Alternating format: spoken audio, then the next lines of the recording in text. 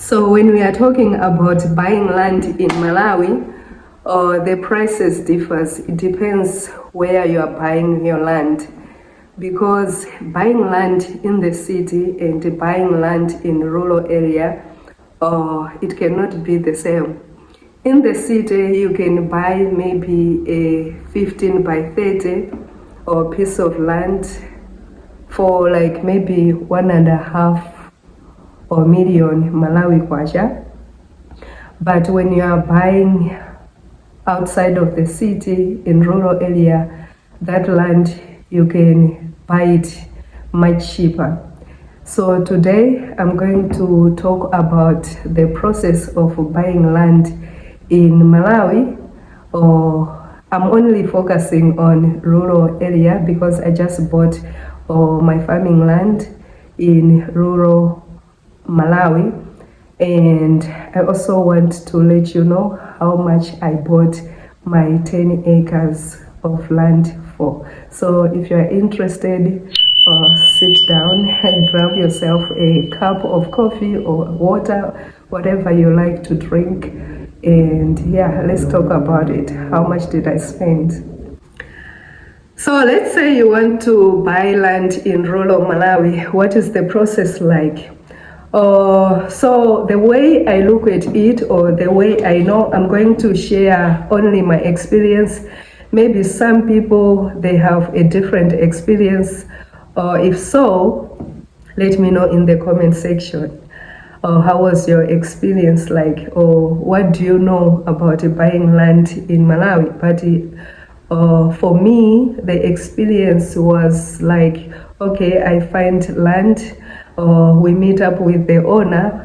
Actually, if you know, I'm not in Malawi, but I have my family members back home, and those are the people that I was relying on, I was counting on. So they are the people who were like in the middle between I and the person who was selling land. So I always send them to go and communicate or meet up with the person who was selling land. So the thing is, when you find land and you agree on the prices, you can negotiate sometimes, and when you are happy with the price, then you go ahead and you go to the chief or the induna, the person who look after that village or that area. Yeah, so there you go and explain to the chief of the village that you are there to buy land, and the owner of the land also is there also to explain her side. So basically what happens is the chief will write a letter, and both of you, the buyer and the seller, and also the chief, will sign that particular paper. You will sign that you are buying land on this date and from this person, and the amount of the money that you are purchasing the land. And the owner of the land will also sign an agreement of saying that, okay, yes, I sold my land to this person, or maybe sometimes they put down your name, your address, your phone number, or whatever which is necessary. Yeah, just to confirm that, yeah, this is the person who is taking over. And the chief also has to sign saying that, yes, this person purchased the land from this particular person. So it's no longer, this land is no longer for this person, but is for this person, and I'm here as a witness. From there, then you pay the money, and remember, the chief, the induna of that village or that area, he cannot sign the papers, he cannot be your witness without you paying also. You have to give him something. So it depends with the area that you are buying or the district that you are buying the land from. Some people, the prices are lower, and in some areas it's like it's cheaper. It depends with the chief of that area.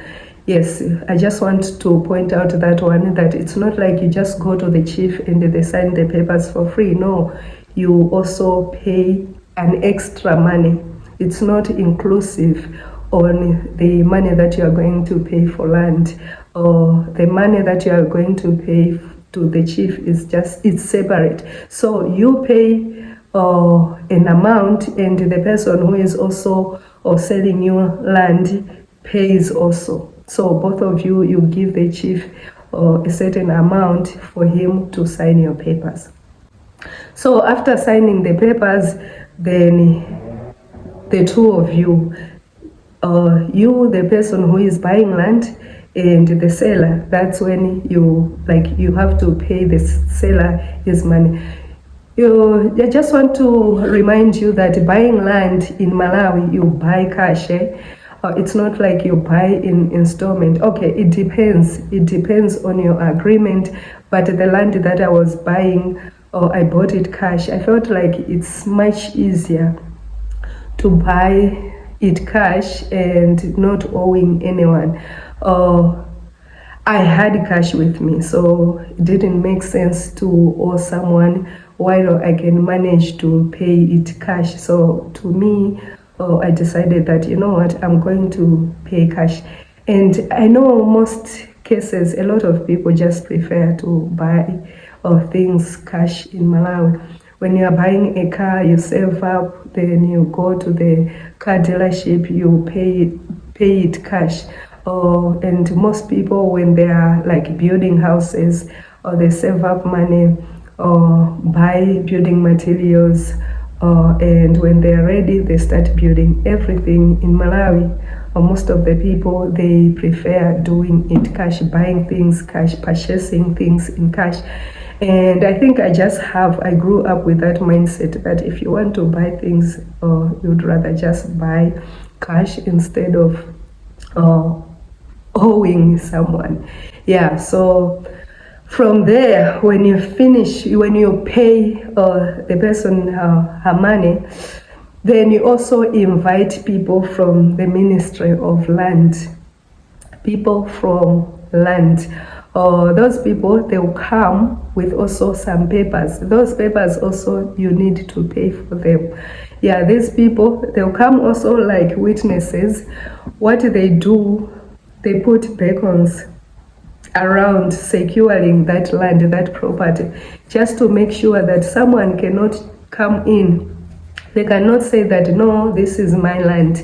So if you just want to have some other witnesses, except not just counting on the chief, you also have to include people from Ministry of Land. While we are talking about people from Ministry of Land, if you have enough money, it makes sense also to secure that land by putting title deeds. Title deeds are very important. As of now, I didn't do the title deeds process. That one, it's also important, as I mentioned, but you need also a lot of money. I didn't do my research. I don't know how much does it cost for now. But I know I have to also take it to another step of having my title deed. Owning a piece of land in Malawi or purchasing a piece of land in Malawi, it's much easier in terms of it's cheaper and it's not very complicated. As long as you have enough money, then yeah, it's easier. It's more easier to buy land in rural Malawi, as long as you are following the rules. So maybe some of you are just curious that, okay, how much money have you spent on buying 10 acres of land? So for me, land alone, per acre, they were asking for 1.3, 1,300,000 at first. But then we sat down and I tried to negotiate because, as I said, I didn't want to owe them. I just wanted to be done with them, pay it cash. And I knew for sure that it's not gonna be just him, the seller, and me. We are going to involve other people, and I didn't know that how much I'm going to spend altogether after everything. So I thought, you know what, let me just negotiate. Then he was like, okay, you know what, you can take the land, each acre for a million Malawi kwacha. I don't know what is a million Malawi kwacha at this moment in rands. I think it's only 500 rand. I don't know. But that's the money, because now rate is like 1 to 220. Yes, I think it's 1 to 220. What is it's making it to be 500 rands. And yeah, so as I mentioned before, we look at different. It's not like we just find one place and we were just happy with it. As I mentioned on my previous video, we find some different land. Some of the land that we find, it was like 1.5 acres, 2 acres. It took a long time for us to find 10 acres at one place.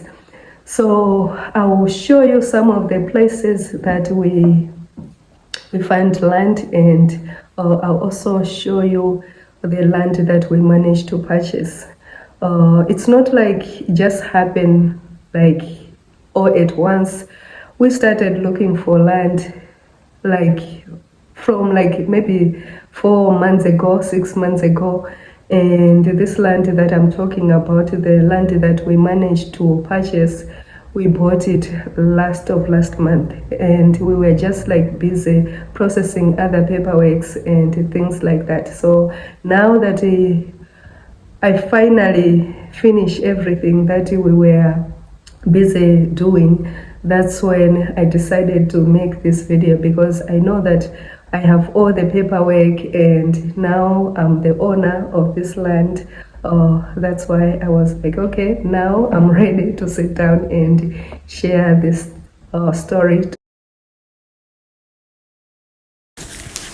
So as I mentioned before, I started looking for land last year, and by that time, I think it's been like 6 months or maybe 8, I can't remember. But when they go for viewings, some other areas, people were busy farming, working on that land.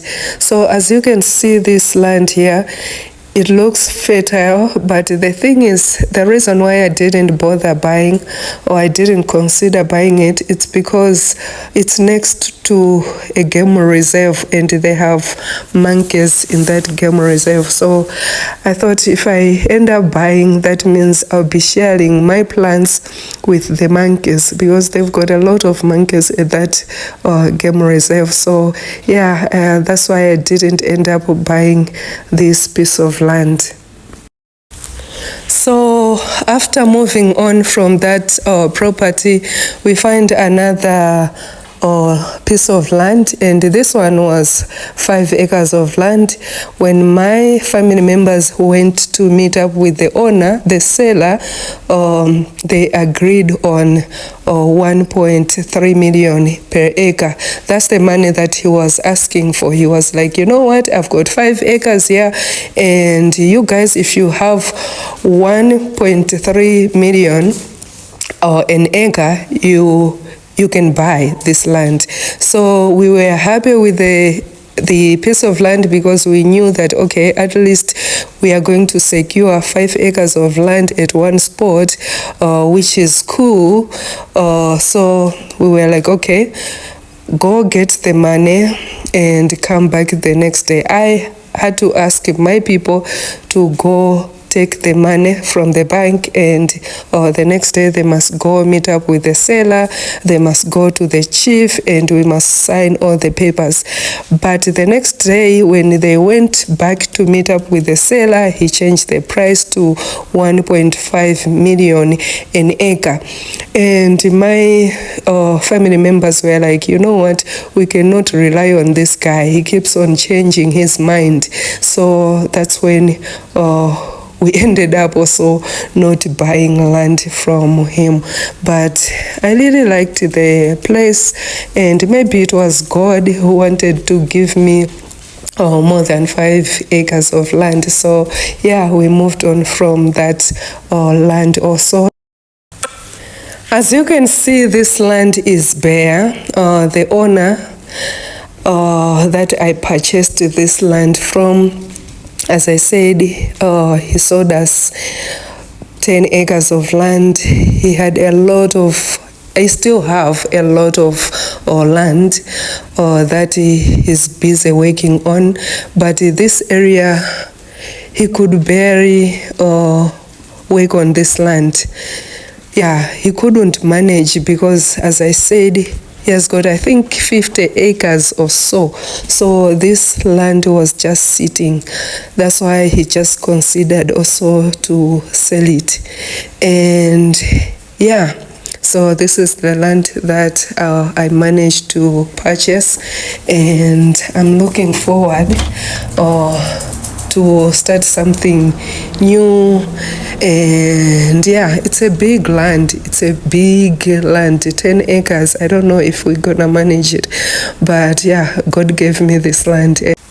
I'm so grateful, and I'm excited, looking forward to start something on this piece of land. And yeah, anyways, so as I mentioned before, it depends with the area that you are buying land from, and also the people that you are buying land, because some people, they sell land as a business. Some people, you can buy land from agencies, and they can be more than what I bought. They can be costly if you are buying from an agent or let me say business people. But if you take your time, walk around, do your own research, find the villagers, the owner of that land, you might end up buying land at a cheaper price. Yeah, so that's it for today. I think this video has explained a thing or two, just to give you a picture on how you can secure or purchase land in rural Malawi. But if you have questions, or maybe I forget something, you are also comfortable, feel free to add some other things in the comment section below. And also, if you have questions, feel free, don't hesitate to ask. Just leave a comment in the comment section below. Anyways, be safe, keep warm. I'll see you in the next one. Bye.